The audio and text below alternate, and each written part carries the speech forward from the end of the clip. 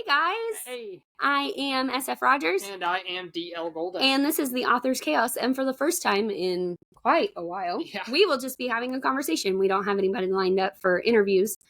Pardon me if my voice sounds kind of scratchy into allergy season. So today we are talking about NaNoWriMo, how it's affected us, how it's been going, and what the heck it is in the first place. Mm-hmm. So I know that there have been several people on my TikTok asking, well, what exactly is NaNoWriMo? So NaNoWriMo stands for National Novel Writers Month, which is the month of November.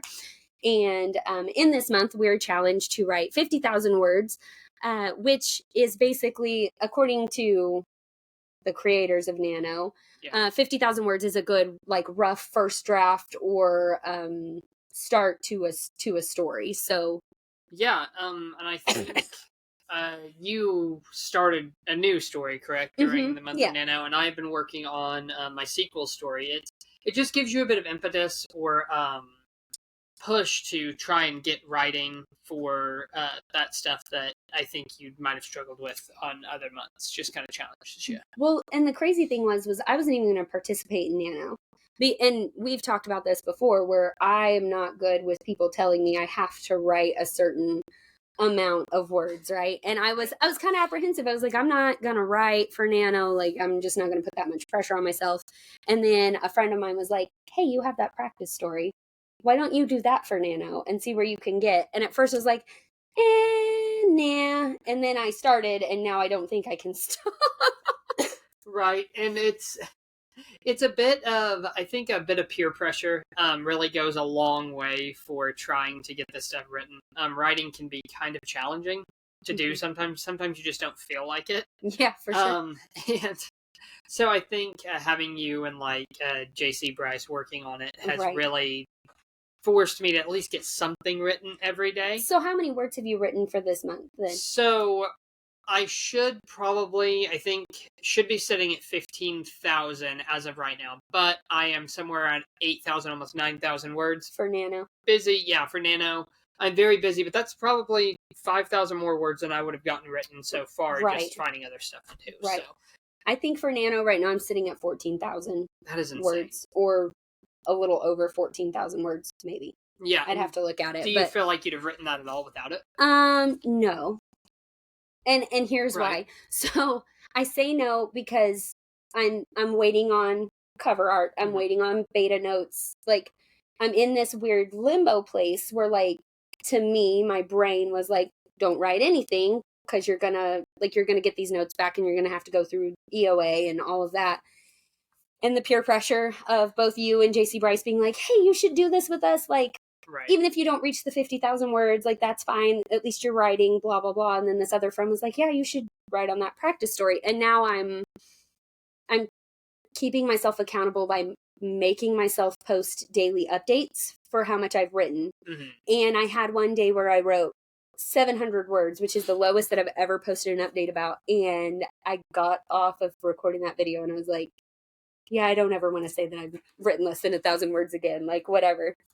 But I have so many people who are like, yeah, I didn't get that many words written. I got 200 or whatever. And my mantra has become, if you wrote one word, that's better than nothing. Yeah, it's progress that you may not have been making before. And I think that the trick is to not get caught up in what you're writing down. Right. It's just to write down the stream of consciousness, thought process, and you can go back and fix it later. Mm-hmm. A lot of people start NaNoWriMo as just starting a new story. Right. For me, I didn't want to start something new. I wanted to continue working on Odysseia. And it's taken me some time, but I am making a lot more progress than I was. Yeah. And I'm hoping to still be able to finish up Odysseia by doing NaNoWriMo. And we're not even halfway through the month yet. No, we're not yet. So I'm excited that I've actually got to write on that. I've written 2 or 3 chapters. I mean, 8,000 words. That's better than not getting any words written at all. Right. So writing sprints have helped me a whole bunch because of the way my brain works. It's nice for me. I feel like I have accountability. Mm-hmm. So I've been pushing it and doing 30-minute sprints with some people on live. And I must say the sprints have definitely helped me because I have to focus on what I'm doing. I can't be watching TV at the same time because I'm live, right? Like I'm live and I'm supposed to be writing. And then at the end of the 30 minutes, they're like, so how many words did you get written in the first one? I was like, I was editing. I didn't realize I was supposed to be, I'm going to write this next one. Sorry, y'all. Like, but have you noticed that writing sprints help you? Yeah. I think I do better with writing sprints on TikTok. We've done a few across Discord. But I struggle with Discord just because it's just us. Yeah. If I don't do something with you just on the other end, it's like, oh. Yeah, it's just Sarah. But with other people, we've had Nicole and David and several other people join us on TikTok lives, and we can talk to each other and take that 5-minute break and say, hey, how did you do? How'd you get to where you were, and how did it work? And I think it's just been really encouraging to do writing sprints. It just gets you more active in the community. I think is nice. I told there was a girl on my live last night who was asking if the sprints helped me.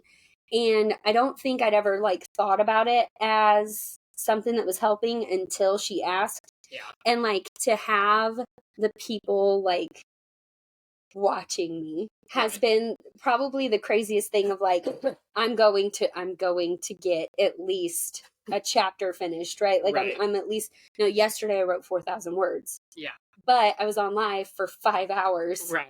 Doing 30-minute sprints, and if you're getting 500 to 700 words a sprint, your word count obviously is going to grow. Yeah. So yeah, I think it just keeps you more on task. I feel like is a lot of it. And we didn't do a lot of writing sprints before NaNoWriMo. We did a few. I mean, we've talked to a few people here and there, but it's not like you have been on almost every single night doing sprints trying to keep up. And we hope everybody who is participating in NaNoWriMo is doing well at it. Even if you haven't written very much at all, I think it's really important to note that you are making progress, and that's a good thing. Well, and I kind of view it through the lens of grace, right?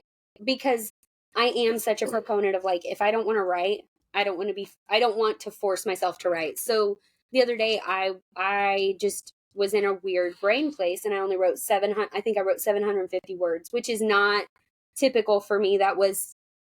I wasn't even going live. Like I just did not want to do it. I want to keep reiterating that, like, if you wrote one word, that's better than nothing. Like if all Nano does is help you get an idea out there, maybe it doesn't get a whole novel out there, but you get an idea out there that you can come back to later. I think to me, that's worth doing, participating, right? Yeah, well, and there are a lot of people that aren't going to reach that 50,000 word mark. Oh, right. And that's because 50,000 words is a lot of work. That's a lot of work. What did I calculate? It was 1,667 words roughly every day. Mm-hmm. And I mean, I'm probably writing 1,000.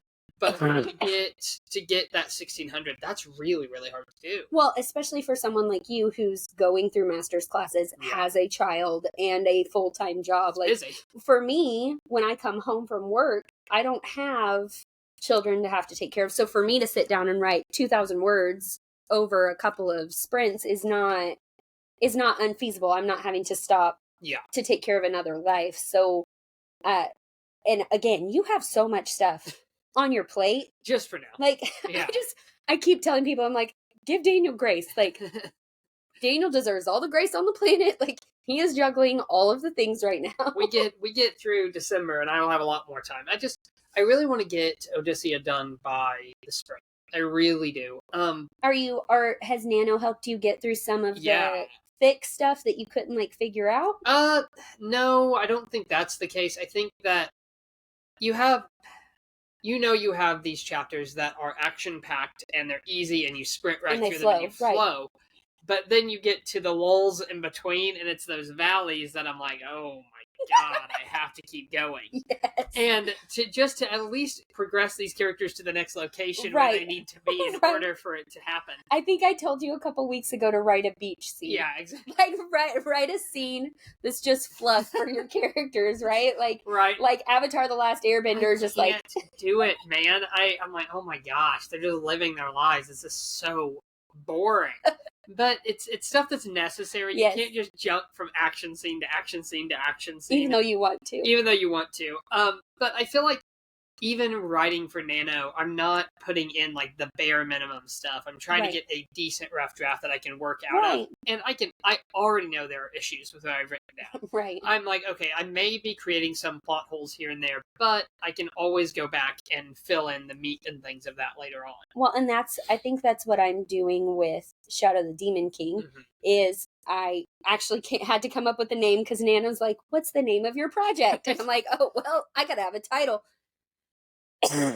But in that, I have gotten majority of large scenes, like major plot points going, where I can now go back and I can like fluff it up later or add to certain scenes. So it's very much one of those things where it's like, well, Nano may have pushed me to write this, but I'm actually super thankful for this story, and I really, really want it to come out good. And by the end of this, I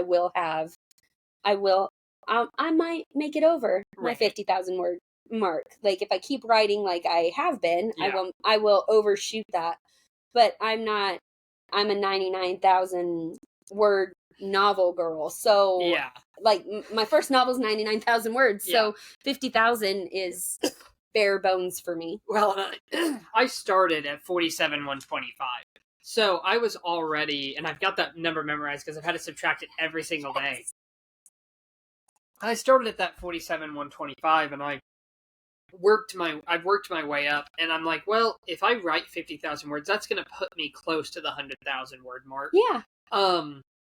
And I figure if I don't get it by the end of November, I'm going to have time off in December. I can sit down and write once my classes and stuff are done. But I think by participating in this, I've really pushed myself to try and finish something that I've kind of been dragging my feet on finishing because either I'm tired or I'm playing the new Spider-Man game. Fantastic, by the way. But I took such a break, and now I'm like, okay, I really want to get back in and get this finished. Yeah.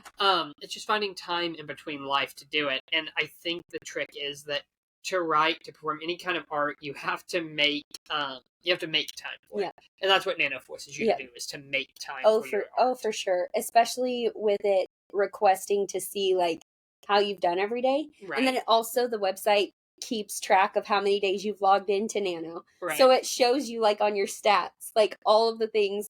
And I just remember the first time I looked at Davey and I was like, well, I'm going to log into this every day. It is now a competition like Duolingo, and I have to continue that streak. Like, it cannot fail. Well, and I think it's so cool because when you put in that new word count every day, it's like, how did you feel about writing today? And I don't think even one time I put down that I was frustrated or annoyed by doing this. Right. I think I've always put that I was pretty excited about getting on, and because it feels really good to see that your word count has grown every day, because so much of writing feels like you're hitting a solid wall that's not going anywhere. Oh, for sure.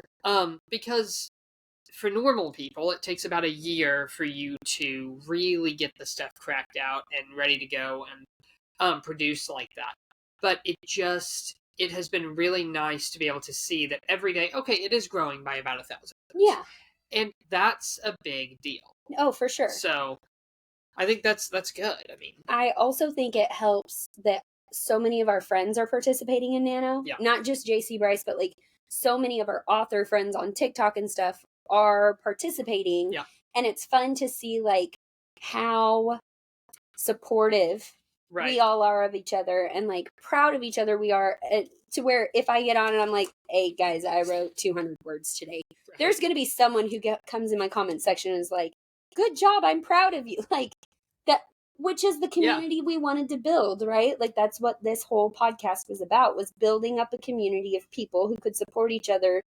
Well, and it's gotten so big. I mean, I would assume every time I've gone on live with you, I have met another author that I didn't follow before. Right. Or an author that they're like, oh yeah, I've watched your videos before, but we've never actually talked. Right. And I'm like, okay, it's really cool that all these people, whether they're participating in Nano or not, right, are sitting around supporting one another, trying to prop each other up, because this is a long process. Right. It's a hard process. Right. And without, like, if not for having family writing, I couldn't imagine being a writer by myself. Right. When I was writing by myself, Yep. I had, like, there was no one for me to be like, dude, my characters are, I'm going to write them out of existence. Come on. Right. But now, the three of you are also writing. So I have that crutch to be like, yep. Y'all, I literally do not like this character. Like, I do not like him. Yeah. He is creepy as crap. And NaNo has just brought more people out of the woodwork who are like, hey, I'm participating. Can I come sprint with you? Right. I don't have a sprint group to sprint with. Well, come join us. Like, we will gladly add you to our list of people to come sprint with. Like, it's crazy. Yeah. We've had so many people that I've met that are just like, oh yeah, I'm starting my first novel during NaNo this month. And I'm like, oh, that's so cool that you're taking the plunge to do that. It's given you some kind of push in order to do something that you probably didn't otherwise think you could do. For sure. Your story, for example, is brand new. Oh yeah. It is not attached to Execration of Autumn. Not at all. Or anything else that you've written. So, do you want to talk about why you decided to do that? What was the thought process of, I'm just going to start something completely new while I'm waiting on cover art for my first book? So I was actually sitting at work on lunch, and I just had this thought process that, like, I love Beauty and the Beast, and I've read loads of Beauty and the Beast retellings, and I was like, well, what if there was a sacrifice that took place every 7 years, and the opening scene is this girl going into this sacrifice in these woods. She doesn't know what to expect. She just knows that the elders of the village have told her. And she comes upon this creature who is not what she expected, who acts completely differently than what she was told. And how would she navigate that? But on top of that, when I started writing, I realized that I wanted to tell it from both the girl's perspective and the creature's perspective, because I wanted both of them, like, I wanted both perspectives, both points of view there to know, like, so the thing she was taught was that all of these things are demons, they're bad. But in reality, they're not what they're made out to be. And just like the twisting of folklore or of tales, where you hear something about something and you're like, oh, okay, so maybe what I was told was wrong. Yeah.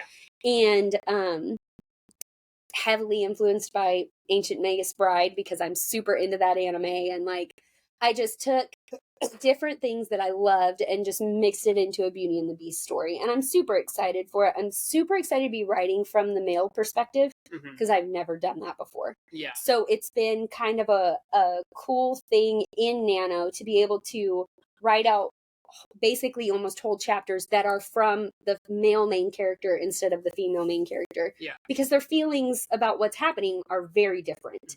And it's just been exciting. It's been fun to write that story. Do you think you'd have found that do you think you'd have gone off and done a whole new thing without NaNo? No. You think you'd probably be sticking to Execration of Autumn? If I wouldn't have had the push to work on that, what I was calling the practice story. Yeah. If I wouldn't have had the push to work on that, I might have started the second book, but I don't think I'm ready. Yeah. My mind is not ready to move on in Lilac's story yet. Yeah, still marinating there. Well, I know where I want it to go, but I have to do more research before I get deep into what's happening in the Winter Court. That's fair. Spoiler alert. But I think this has actually opened me up to different forms of magic to describe. Yeah. And I think it also introduces a different kind of villain. Yeah. Where it's not necessarily expected. Does that make sense? Yeah. Why do you keep calling it a practice story? Just out of curiosity, what was it to you to start with?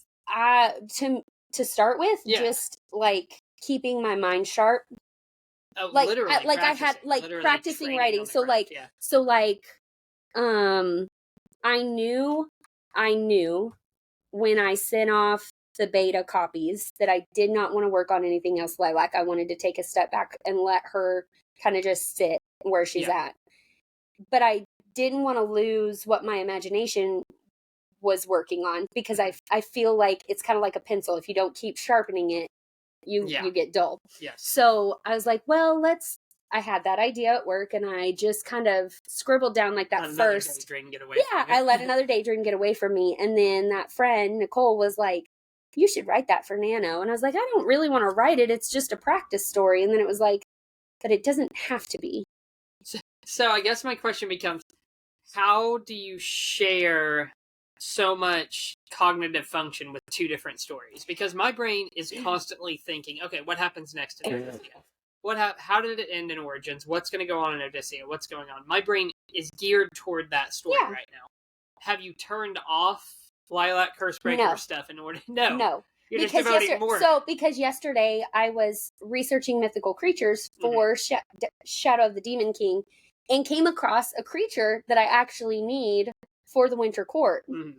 And I literally took a sticky note in my office, wrote the name of the creature down, wrote down like the description of what they look like, and stickied it to my desk. ADHD is a superpower for you. That's exactly what it is. It's ADHD. Isn't that how that girl says it in the CapCut? Like ADHD. But literally, so not only do I have that story, but I have a kind of a mystery that I started, Runaway Daydream. Yeah. That I have like an opening chapter, just chilling, waiting for me to get to it. And every now and then I'll have a thought. I'll be like, oh, that would be good for that ranch story. Like that would be really good for that Western thriller mystery story. And I just tuck it away in a file folder. I got doom boxes in my brain, man. It is a good thing you are not a planner at all, because you would have bulletin boards full of red lines. So I oh my gosh, the meme where he's got all the red string and he's like, I think me being a pantser makes this easier. Oh, I think so too. Because I don't plot anything. So I don't plot anything. Nothing. I don't plan anything in my life. I just kind of go. I wing it. Everything but my eyeliner. I've told my wife, it's always worked for me up to this point. So why would I change? Why would I change it now? Why would I change? I'm going to start figuring this out now. I think for me, it's I have never lost wonder. Yeah. In the world. Yeah. I'm a realist. I understand that there are things that happen, and it can't all be, rainbows and butterflies. I get that. Yeah. But I'm so geared towards fun. Right. Fun things for me is using my imagination. How Execration of Autumn started was I was staring out my backyard, and I looked at the tree line and I was like, what would happen if the Fey realm, everywhere a tree line butted up to civilization, was where the Fey realm was? And it was like, well, what if there was a woman who was the curse breaker? It's funny. You get into these monotonous points in life where you're sitting at work and you're staring at the items on the shelf, and you're like, and your mind just goes. Yep. And for us, if we don't write that down, or at least for me, if I don't write that down somewhere, it's going to ruminate in there and just keep going. My Samsung Notes is full of things that's like lines. People will say something to me at work, and I'm like, oh my gosh, that would be a great one-liner for this person. And I'm like, get it typed in there, get it where I can see it. Sitting in student teaching 6 years ago, I had thought we were talking about plant growth or something, and my brain went, oh, what if you had a wooden sword that could grow and change? And, right. And it gets adapted into something that occurs in Origins later on, and I'm like, it's funny that those daydreams, those things that we ruminated on, never go away. They just kind of find their way to work in. Because you've written werewolf monster stories before. I have. Mm-hmm. And I'm sure parts of those are leaking into other things that you write. So in my werewolf story, which shall not be named. That's actually the title, guys. Look it up. There is a villain in it that is a shapeshifter. And I very much took my shapeshifter from that story and took some of his characteristics and the way that he acts and have kind of sprinkled him into other stories because he's a character I liked to write. And I liked to write him because at the time I was reading lots of fluffy Christian romance. So I created this character and I'm like, oh, he's dark. I like that. I kind of like that. Like, right? So then characters like Bastion, who's in my Shadow of the Demon King, gets that darkness. Now, with you said that you're one-track minded on sci. Has there not been something that's come up that's completely different from what you're writing? No, not really. Most of the time it's stuff that I see and I'm like, oh, I could work that into my story. For example, I heard Fallout Boy song, I can't think of it. This Ain't a Scene.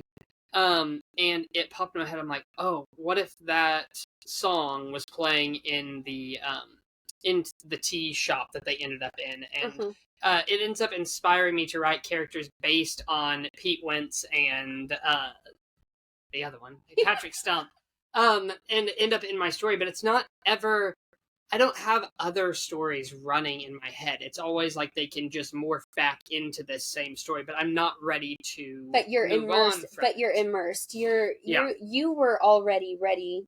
Yes. To write Odyssea when Origins came out because you told me you were like, I'm ready to move on to the second book. Whereas for me, my brain had like it needs a break. It's a rubber band effect. Yeah. Like I can be super close to Lilac, and then I got to a point where I'm waiting on beta comments, and I was looking at the manuscript, and I told Nicole, I said, if I don't get my eyes off of this, I'm going to erase this whole chapter.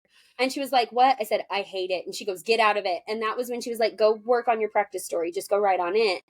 And then her doing that, keeping me from erasing that whole chapter, was the best thing that's ever happened to me, because it would have changed the whole trajectory of EOA. And then eventually the second and third and fourth book, it would have created massive issues. Well, this is what I was asking Emily about. I said, Sarah said she had a 4-story series going on, and she's like, here I am on another one. I'm like, how do you just turn it off to a point where you're like, yeah, I can just work on something else? It's like I changed the channel on the TV. Oh, gotcha. So it's just like the other thing is still running somewhere, but so like out of sight, out of mind. So like again, there are things that like I'm actively like writing notes down for the second book, or I'm actively writing things down for like what a certain deity is going to look like, because we're going to get to see another deity in the second book. Yeah. But at the moment, my whole life is Bastion and Erlen. Right. Like, that's so what do you plan on doing with this story then? Compared to like Execration of Autumn has been your darling for that's my baby a year now, right? And so what do you plan on doing with the second story? Or do you plan on publishing it kind of like J.C. Bryce has, with separate stories being published at the same time that are not interconnected whatsoever? Probably. That's probably what I will do. My imagination is vivid enough to that once this is done and I send it to edits or send it to alpha and an editor, I will publish it just like I did. It will just be something separate from. Well, so like T.L. Combs has her Bellum Realm series, which is her fae fantasy, but she's also released a period piece for like a Bridgerton piece that she's written. Yeah. So it's basically, I'm just doing this. My brain is just flipping through channels and finding stories to write. Well, and so long as it works and the stories function, right. I mean, and you're not. It's not like this is your job, and so it's freeing for you to write and do what you want to do. It's fun for me. Yeah, and I really enjoy writing. I just don't know that I could turn it off enough to not think, oh, everything's going to relate back to Odyssey at this point. So what you do at that point is you just write novellas. Yeah, exactly. You just write novellas that tie in. Yeah. Right? Is it like Ender's Game? The Ender's Game series has like all these mini stories. 45,000 novellas just to link or into like the sides of stuff. Wheel of Time. Yeah, yes. Oh my god. talk about a set. I don't know. I'm just like, my whole brain is applied to that. So much so that it eats into my thoughts for other stuff that I should probably be doing. But I think once I finish Odyssea, I'm gonna be ready to start working on the third book, which heaven knows I have a title for that. I can't tell you if it spoil things. Dagnabbit. But it's But if you already have a title, then you're working towards things that will tie into the next book. Yes, I know. Well, I know exactly how Odyssea ends. Because, like, I have a title for the second book because I have ties into the second book. You're gonna hate it. But it's, I'm very excited about it. I just love that ripping moment. But, y'all, this man. I'm planning on getting it done. Like I said, Nano has given me a lot of time to work on it, write on it. I'm glad that Nano has given you the drive to start something different and to continue working on things. Because it's tough sometimes, especially in the lull. So burnout is a thing. Yes. And I don't want stuff just keeps falling, guys. There are cats at my house. We are not in the same place today. I'm enthralled by the fact that, like, several people that I know are struggling with burnout. Mm-hmm. And I think for me, because I went through such a slump from 2011 till now, or a year ago, where I didn't write anything because I'd convinced myself that my writing was not good. Like, no one was ever going to care that I had a whole story written. Like, it was never going to matter. I think I went through that slump for 11 years and then now I'm in this place where I'm like, I don't care who likes it. Like, right. I have an idea. And even if I only sell to friends and family, I'm going to write what I want to read and what I want to write. Yeah. And if it offends people, it offends people. Like, they can leave their 1-star, no review reviews and... Right. Well, and the thing is, it'll be out in the world existing. Yeah. Whether you're the only person who ever reads it. Right. Or I'm the only person who ever reads it. It exists. And I'm proud of the fact that I was able to pump a story out because I'd worked on a lot of little bitty things. I mean, little stories. But never, back in 2020, I was like, okay, I'm going to do this. I'm going to make it all the way through and I'll see what happens when I get there. Right. By the end of it, I had a fully published book after all was said and done. It's really, really cool to see that and that I'm ready to work on the second one. I'm just really impressed that both of us have the drive to actually get it out there into the world, whether people are reading it or not. I've not had a ton of people read Origins. I mean, it's 100 copies sold or something total. But sir, that's 100 copies. Right, but I don't know how many have read it. Pat yourself on the back. That's still 100 copies sold, even if it's sitting on their shelf. Like, somewhere they might look at it and say, "Hey, I want to read that someday." But I don't feel like it's that big a deal, and people keep going, "Well, congratulations," and I'm like, "What?" I did it, so it can't be that impressive. It's just like the people who come and tell us, "Hey, I found you guys through your podcast," and you're like, "No, you didn't. You what? No, you didn't. No, you didn't. You did not. You did not find us. You don't wait around and wait for podcast episodes to upload. No. Right. We have gotten so off track here. It's okay. It's kind of just how we roll. It's chaos. That's why it's called the author's chaos. Right. But it's been good. I mean, we've talked to so many people that are finally getting through their works because of Nano or starting new things because of Nano, and we just want to encourage people to keep going. It's hard, but you can keep doing it. And if you're not participating yet, you can still get in and participate. Yeah, and don't let the 50,000 word challenge scare you. I know that can be intimidating, especially if you're somebody who doesn't have an opportunity to write. But I will scream this from the rooftops, probably now till the day I die. If you got 1 word out or 100 words out, that's better than nothing. And like, just having you participate puts more eyes on how important indie authors are. And I think that's the one thing that Nano has proven to me is that indie authors and their stories are valuable. And the things that you have to say and the imagination that you have to share are important, even if 5 people read your work. Yeah. Right? Like, important. Well, and I think that pretty much encompasses it. It's important that you get your stuff out there and write the stories you want to read. Your story matters. It's important. Whether it's in the month of November, whether it's afterward, whether it takes you an entire year to get those 50,000 words down. Yeah. Get them down. Your work matters, and you're going to get there. 100%. I think that kind of ties us up. So, happy NaNoWriMo to all of our author friends. Yep. We are glad that you hung out with us today. I am D.L. Golden, author of Origins Redux. It is available on Amazon now. Be on the lookout for Odysseus sometime this spring or summer. Execration of Autumn is currently in the works for cover, and I will be sending out for ARC readers hopefully fairly quickly once I hear back from my betas. But I'm SF Rogers, and this has been the Author's Chaos, and we're glad you were here. Thank you.